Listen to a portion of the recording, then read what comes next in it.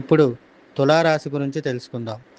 ఈ రాశి వారికి ఈ వారం రాశిలో శుక్రుడు, రవి సంచారం చేస్తున్నందువలన రవిగ్రహం వల్ల చిన్న చిన్న అనారోగ్య సమస్యలు తలెత్తుతున్నప్పటికీ, మనశ్శాంతి లేకుండా ఉన్నప్పటికీ, రాశిలో శుక్రగ్రహ సంచారం వలన వీరికి అవి పెద్ద ప్రమాదాలకు దారితీసే విధంగా అనేటటువంటివి ఉండవు. అనారోగ్య సమస్యలు ఉన్నప్పటికీ వాటిని అధిగమిస్తారు. వీరికి కుటుంబపరంగా బాగుంటాం, ధనపరంగా బాగుంటాం. గతంలో వృధాగా ఏవైతే ఖర్చులు చేయాల్సి వచ్చిందో వాటిని అన్నిటినీ అధిగమించి సమయానికి ధనం చేతికి అందటంతో పాటుగా అకస్మాత్తుగా ధనం చేతికొచ్చేటటువంటి అవకాశాలు ఎక్కువగా గోచరిస్తున్నాయి.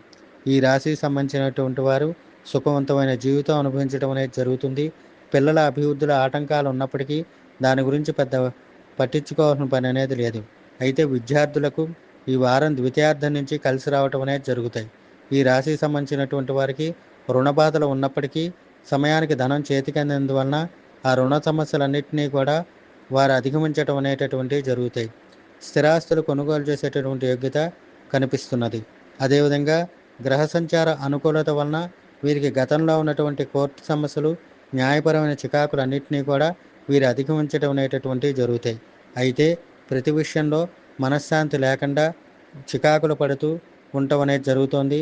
కనుక వీరు ఈ సమస్యలను అధిగమించడానికి ప్రతిదీ కూడా భూతద్దంలో పెట్టి చూసే విధంగా ఉంటుంది.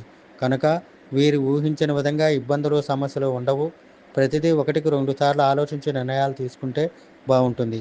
వీరికున్న సమస్యలను అధిగమించడానికి ప్రతినిత్యము గురుగ్రహ కవచం పారాయణగా చేయటము, అదేవిధంగా గోవిందనామాలు వినటము, దీంతో పాటుగా వారంలో 2 సార్లు ఏదైనా రోజు శివుడికి అభిషేకము, అదేవిధంగా రామాలయంలో రాముల వారికి అష్టోత్తర పూజ చేయించటం వల్ల వీరికి ఉండే సమస్యలను అధిగమించటం అనేటటువంటివి జరుగుతాయి.